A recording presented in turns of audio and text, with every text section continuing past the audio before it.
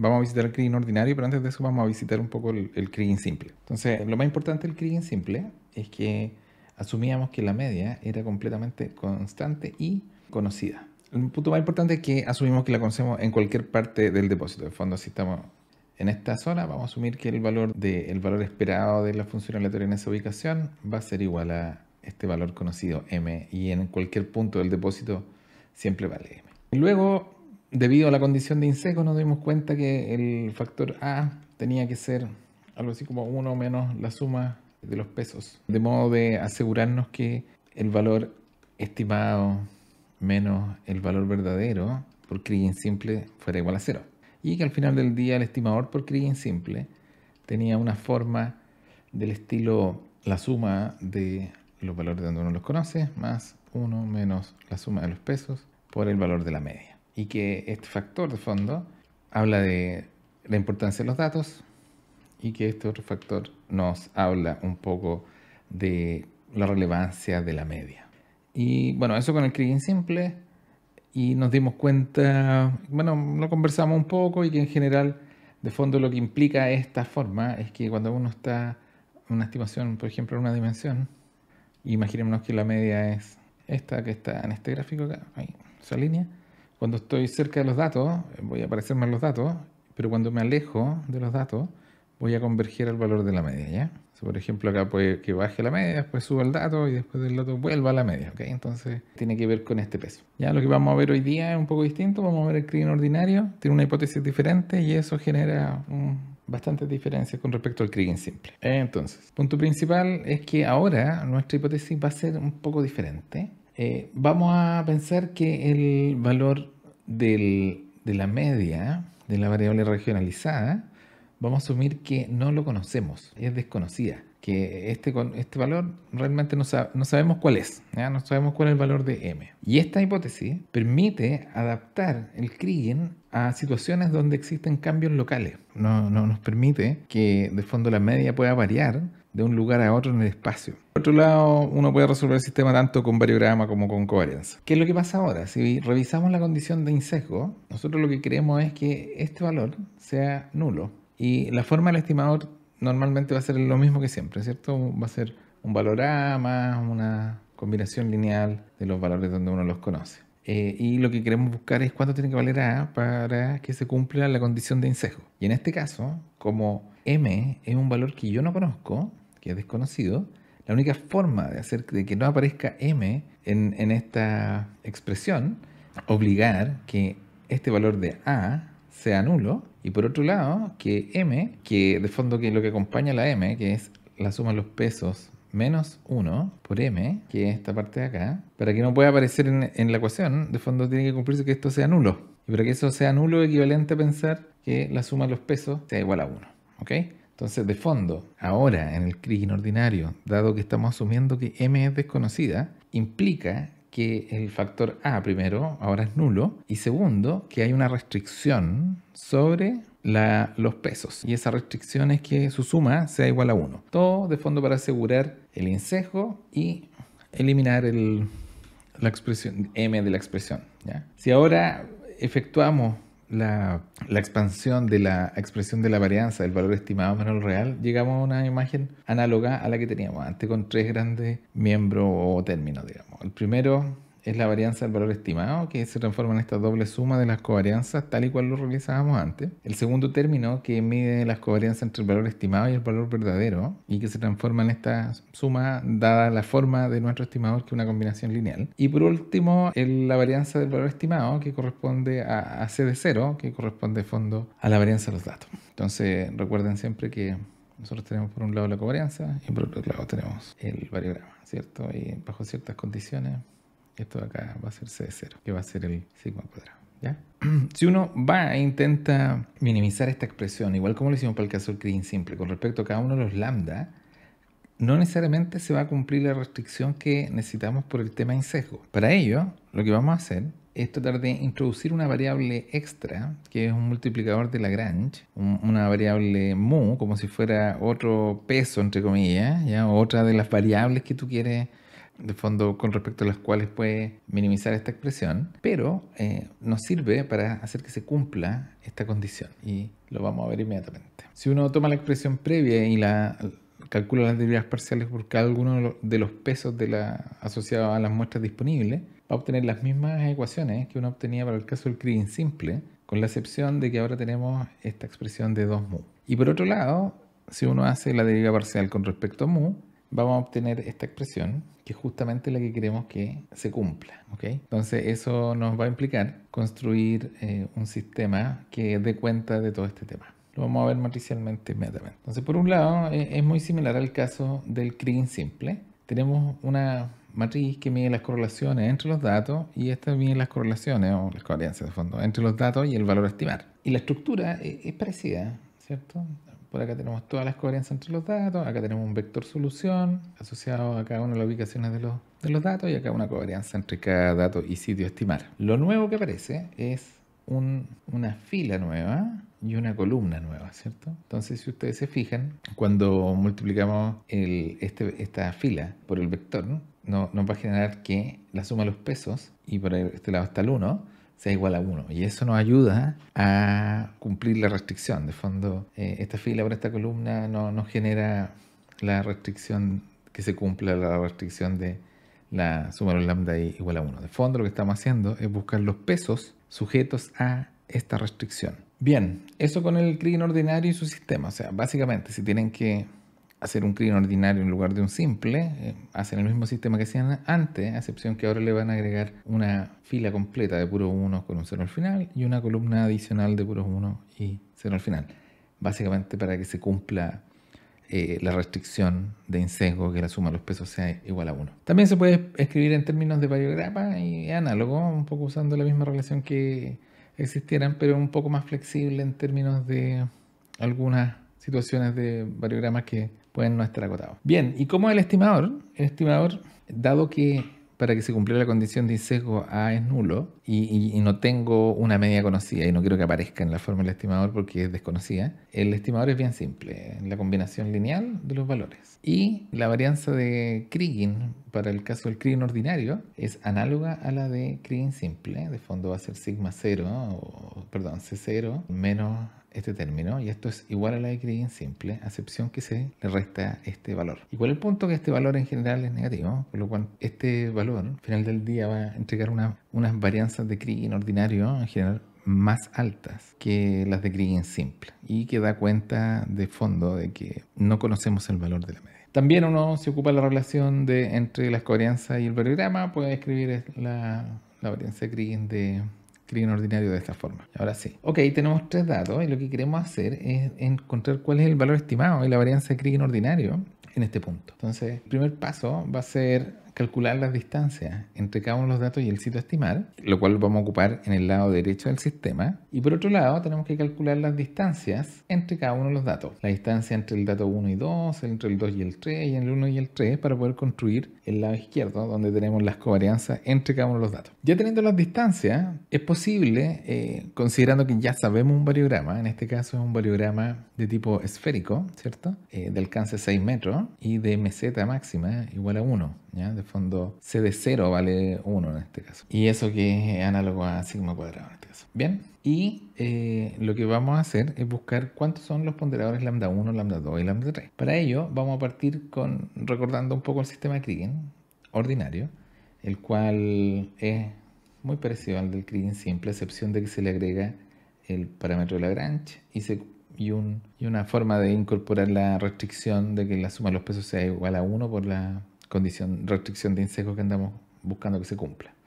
Bien, pero los elementos que necesitamos para poder resolver en términos prácticos el sistema va a ser las covarianzas entre los datos y las covarianzas entre cada uno de los datos y el sitio a estimar. Bien, entonces, ¿qué es lo que vamos a hacer? Vamos a revisar cuáles son las covarianzas entre cada uno de los datos. Entonces, la covarianza entre el dato 1 y el dato 2 va a ser una covarianza que depende de la distancia que se encuentra el dato 1 con el dato 2. En este caso, el dato 1 con el dato 2 están a 3 metros. Por lo tanto, es equivalente a evaluar la función de covarianza con la distancia de 3 metros. O también uno lo podría sacar del gráfico y obtener el mismo valor, ¿cierto? 3 y 0.31. Ya, esa es la covarianza entre el dato 1 y el dato 2.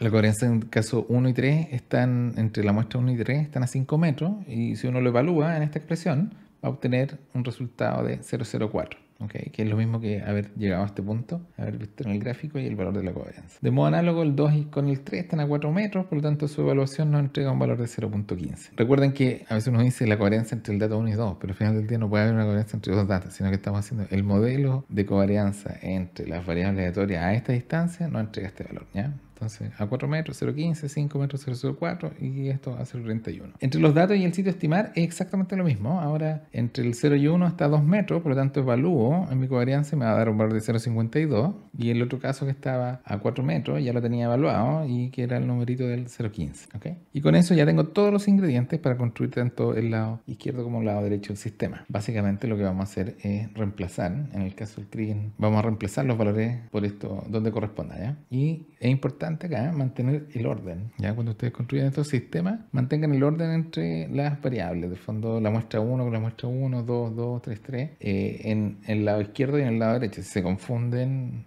van a tener el ejercicio malo, ¿ya? En el caso Kriging ordinario, el sistema tenía estos 1 y 0 de fondo para poder cumplir la restricción de INSEJO. Y si reemplazamos los valores, vamos a obtener una matriz numérica de este estilo, que es simplemente reemplazar los valores que calculamos previamente. Con esto en la mano, uno ya puede invertir esta matriz, multiplicarla por este vector y obtener los ponderadores. Y si uno termina de resolver la inversión, va a obtener que los pesos van a ser para lambda 1 0,65, lambda 2 0,07 y lambda 3 0,28. Y en este caso el ponderador de Lagrange vale menos 0,16. Con estos pesos uno ya puede resolver todo, porque dado los pesos y los valores, puedo encontrar el valor estimado, y dado los pesos y la función de covarianza, puedo calcular también la varianza de Kriging ordinario, ¿ya? Entonces, la estimación, si vamos a verificar la restricción, efectivamente suman 1, el valor estimado va a tener esta forma, ¿ya? Independiente que Z1 valga, no sé, 10, 15, 20, da igual, va a tener esta forma, ¿ok? Bien.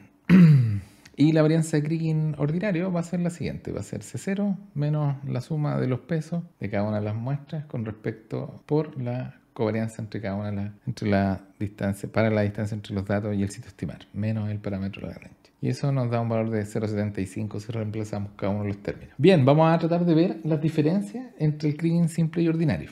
Entonces, si uno se fija acá, vamos a revisar primero los valores esperados. Acá tenemos las estimaciones y acá tenemos las varianzas de Kriging. El lado acá es Kriging simple y el lado acá es Kriging ordinario. Si ustedes se fijan cerca de los datos, ¿hay diferencias? Sí, pero no son tan fuertes. Las diferencias se notan, al menos en esta imagen, donde estamos acá. Ya, en este sector que estamos lejos de los datos, acá no hay mucho dato, el caso del Kriging simple tiende a un valor como el 0,5, ¿ya? Que probablemente era la media que se aplicó para la estimación por Kriging simple. Entonces, como les comentaba, este factor de 1 menos la suma de los pesos por la media que tiene el Kriging simple está haciendo su trabajo acá y siendo bastante alto. Entonces, al pesar poco los datos, pesa más la media y converge a la media. En cambio, en el Kriging ordinario, donde no hay datos, termina usando la vecindad más local y tiende de un modo u otro a ocupar la información cercana para producir el valor predicho en este punto. O sea, se nota claramente la diferencia entre uno y otro. Veamos el tema del Kriging, de la varianza Kriging, perdón. Entonces, la varianza Kriging, ustedes se fijan, cerca de los datos siempre baja, ¿cierto? ¿Por qué? Porque estoy arriba del dato, por lo tanto, mi varianza debería ser nula en el punto exacto que está un dato. Y a medida que me alejo, aumenta su valor, porque ya estoy más lejos de los datos y ya no tengo tanta seguridad con respecto a los valores. Y es sutil, pero se puede apreciar en esta imagen que los valores de Kriging ordinario son más intensos que los de Kriging simple, asociado a la resta de este ponderador de Lagrange, que en general es negativo, por lo tanto, lo cual aumenta su valor y se logra notar en ese sector, acá mismo. Esto es un valor más alto en general que esto que está acá, ¿ya? Eso es la diferencia principal de Kriging simple y Kriging ordinario. Uno converge al valor de la media que se asigne, y por otro lado, Kriging ordinario tiene valores de varianza de estimación mayores. Vamos a ver ahora Kriging de bloques, es un poco diferente, pero se basa en exactamente lo mismo, ¿ya? Entonces, un poco para conceptualizar el punto, vamos a imaginar que tenemos datos, estos datos de acá, y lo que queremos hacer no es la estimación del punto que está en el centro, sino que lo que queremos hacer es una estimación de este bloque, de un volumen. Y vamos a mirarlo así, de esta forma mejor, ¿ya? Ok, vamos a explicar un poco el Kriging de bloque. Vamos a asumir que tenemos un bloque cuadrado.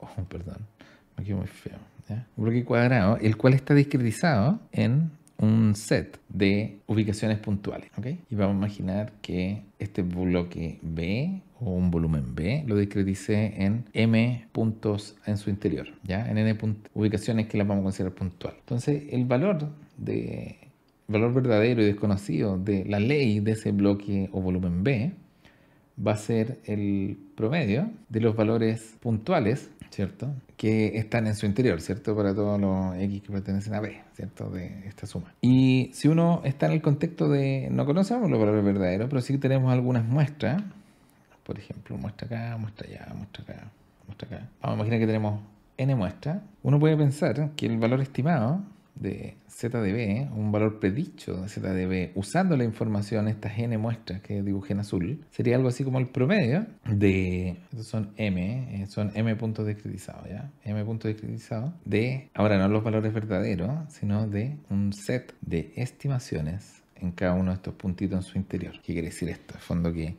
yo tomé estos datos, hice una estimación en ese punto, hice otra estimación en ese punto, otra estimación y una estimación para cada uno de ellos, que sería esto que está acá, y luego las promedio para obtener cuál sería el valor estimado en B. Efectivamente, eso se puede hacer, ¿ya? Y es una regularización y se hace normalmente en los modelos de recursos. Sin embargo, si yo ocupo siempre el mismo set de muestras, va a pasar algo muy interesante, porque imaginémonos que estamos trabajando en la muestra 1 o en genérico, en alguno de estos puntos discretizados acá. Perdón, dije muestra, pero no muestra punto discretizado.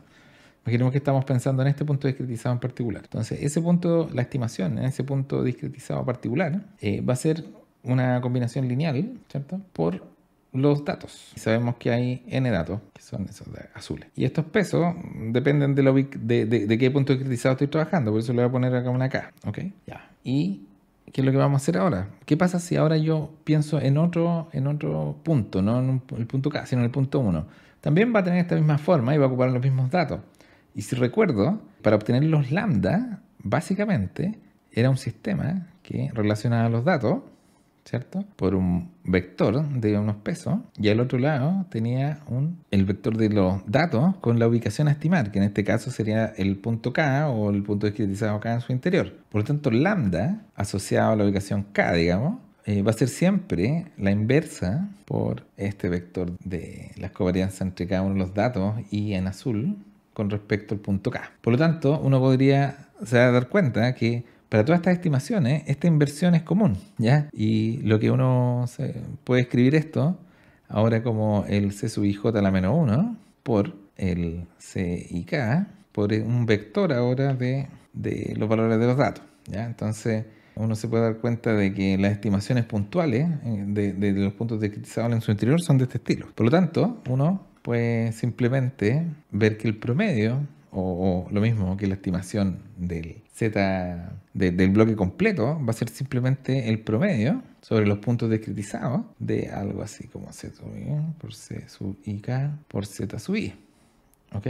Y esto, disculpen que me faltó la suma, si yo lo saco afuera, me va a dejar algo como C sub IJ a la menos 1, esta matriz, por la suma sobre, esto es sobre los puntos discretizados K, ¿ok? Partido por M, por el vector de los Z sub I. Y esto ahora aparece como si fuera la solución, nuevamente, de un sistema muy parecido al de acá, ¿cierto? Que es una covarianza, pero ahora es como una covarianza promedio entre todos los datos, entre los datos y cada uno de los puntos discretizados, ¿ya? Y eso nos lleva a pensar en un sistema de Kriging de bloques que va a tener en los C y J entre los datos un nuevo ponderador lambda, ¿ya? Pero que sea igual no a una C sub IJ puntual, sino que a esta nueva covarianza promedio, que es lo mismo que vamos. Entonces, al final del día, lo que vimos implica que cuando queremos calcular la covarianza entre cada uno de los datos que uno conoce y el bloque B o el volumen B, nos va a entregar que corresponde nada más y nada menos que a una covarianza promedio de cada uno de los datos, ¿ok?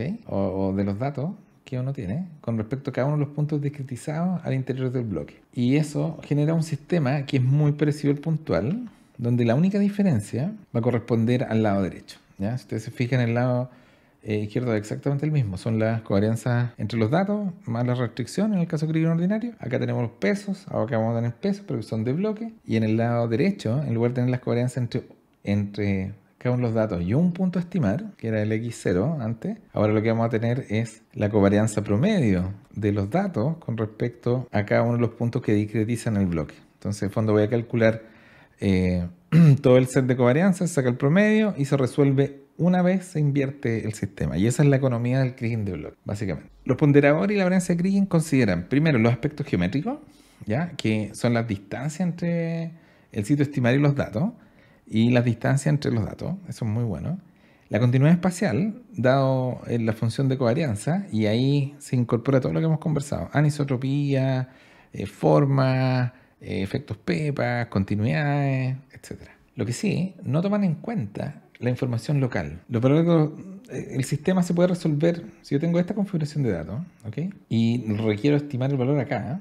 Da lo mismo si tengo un valor 1, 2, no, voy a poner un número más grande, 1.9, 2.1 y 2, que si en esa misma configuración, y dejando todo igual, digamos, el mismo variograma, yo tengo algo así como 1.9, 15, 20 y 2. Claramente el valor de acá da la intuición de que va a ser mucho más difícil su predicción, debido a que los valores son variables, 1.9, 15, 20 y 2, versus que acá está todo en torno al valor de 2, ¿ya?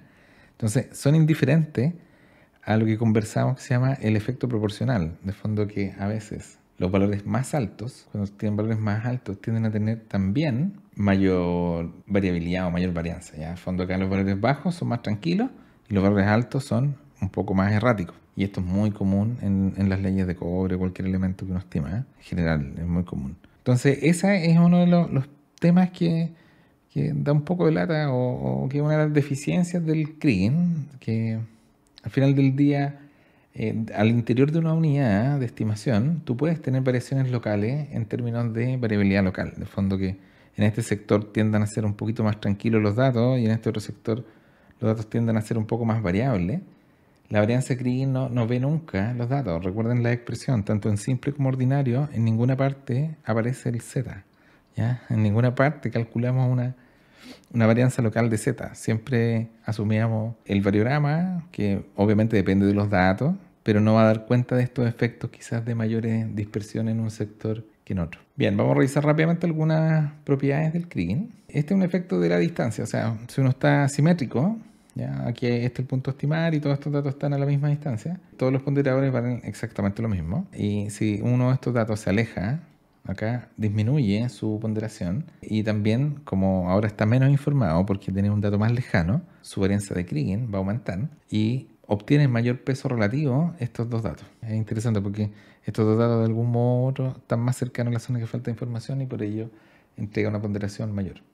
Bien, vamos a ver qué sucede cuando uno agrega información que puede ser un poquito redundante y en cierto efecto particular. Miren, acá estos cuatro están a la misma distancia, pero vamos a agregar este punto y ese punto. Y si ustedes se fijan, el primer punto se lleva casi todo el peso y este segundo dato no tiene casi nada. Entonces, esto tiene que ver con dos efectos. Uno es que hay una suerte de clustering de los datos, porque estos están un poco más redundantes, y también a pantalla la participación del resto. Estar cercano, tan cercano al dato a estimar, el siguiente ya no vale mucho.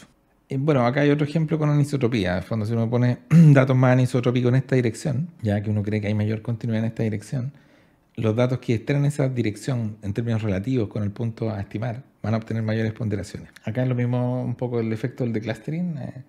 Al poner tres datos muy cercanos, el del centro lleva un poco más de peso y, no, de hecho, están casi iguales, pero se reparte el peso que le correspondería a ese sector. Bueno, acá lo mismo, aunque estén lejos y agrupados, también se clusteriza. Y esto es una de las ventajas más importantes del kriging con respecto a los inversos de distancia y cosas así, ¿ya? El efecto PEPA tiene un efecto interesante, que al aumentar el efecto PEPA, por ejemplo, acá partimos con un 20% de PEPA, un PEPA de 0.2, sí, un 20% porque suma 1 la meseta, ¿ya? Un 20% de PEPA y acá un 70% PEPA. Y en el caso que el efecto PEPA es bajo, en términos relativos con la segunda estructura, que es un esférico alcance 100, los datos cercanos reciben pesos de 0.2 y más lejanos ya 0.04. Y en el caso que incrementé la PEPA, el dato cercano tiende a entregar ahora valores tan altos como los valores lejanos. De fondo, el efecto Pepa tiene un efecto de que tiende a repartir los pesos entre todos de un modo más o menos equitativo, ¿ya? Si hay efecto Pepa pura, todos los datos van a tener el mismo peso, ¿ya? De fondo, la mejor apuesta va a ser el promedio simple de los datos. Pese a lo anterior, igual sigue siendo condicionante el CRIN, no implica un efecto Pepa puro que no vaya a ser autocondicionante, ¿ya? Bien, vamos a revisar un poco las propiedades. Entonces, lo primero es la interpolación exacta, de fondo que si yo conozco el dato, el valor estimado por CRIN simple en una ubicación que conozco el dato, es el valor que conozco. De fondo, eso es muy bueno. Hay algunos interpoladores que no son exactos. Aditividad es lo que conversamos, que la ley de un bloque es igual al promedio de las estimaciones puntuales al interior de este. Suavizamiento es que, esto es muy importante, que uno tiene que la dispersión de los valores estimados, en general si yo veo el histograma de los valores estimados, ¿okay? Puntuales, imagino que no hay nada de bloque, sino que puntual, va a tener esta forma, mientras que los datos quizás tenían un histograma de este estilo. ¿Qué es lo que pasa? El interpolador de Kriging, al interpolar datos, nunca va a generar máximos ni mínimos, siempre va a generar más valores intermedios, y al generar más valores intermedios va a suavizar la distribución, va a generar más tonelaje en esos puntos, etc. Lo vamos a revisar por un lado. Bien. En sesgo e imprecisión vamos a conversar de... Es insesgado globalmente en términos de que el valor esperado del error de estimación entre el valor de estimación en la ubicación X menos el valor verdadero desconocido es nulo. Recuerden que en el caso del Kriging simple pusimos una condición para que eso pasara. En el caso del Kriging ordinario también impusimos una condición, etc. Y sesgo condicional, que corresponde que el error promedio puede no ser nulo, digamos, cuando uno está condicional a valores de estimación alto o bajo. Si uno ocupa hartos datos, en general eso no pasa. Vamos a ver un ejemplo de esto inmediatamente. Este es un estimador sin sesgo condicional y este es un estimador con sesgo condicional. ¿Qué quiere decir esto? Si yo me pongo en los valores altos, mis valores estimados altos, y veo esta nube, por ejemplo, acá, este grupo, si yo calculo su valor esperado, ya el valor esperado de la ley verdadera, ahí, esta va a caer acá. Si lo repito en otro rango de valores, va a volver a caer ahí, en la identidad. ¿Ya? ¿Qué significa eso? Que de fondo el valor, la esperanza del valor estimado menos el valor verdadero desconocido, condicional a que el valor estimado sea menor o esté abajo o arriba, es nulo. Siempre estoy en la identidad, ¿cierto? Independiente del valor estimado que yo estoy entregando, estoy insesgado, siempre caigo en la identidad. Condicional a cualquier valor, estoy en la identidad. ¿Qué pasa con este estimador que tiene sesgo condicional? Si vemos ahora en el mismo espacio, digamos, donde está viendo la nube previa, nos vamos a dar cuenta que está esta nube. Y si veo el valor esperado promedio del valor verdadero, cuando yo creía que estaba entre 2 y 3, realmente me va a aparecer un punto por acá. Y si repito lo mismo con los valores bajos, me va a dar que el valor esperado va a estar acá. Entonces, de fondo, me va a generar una especie de... Ups, qué fea la recta. Me va a generar que no siempre...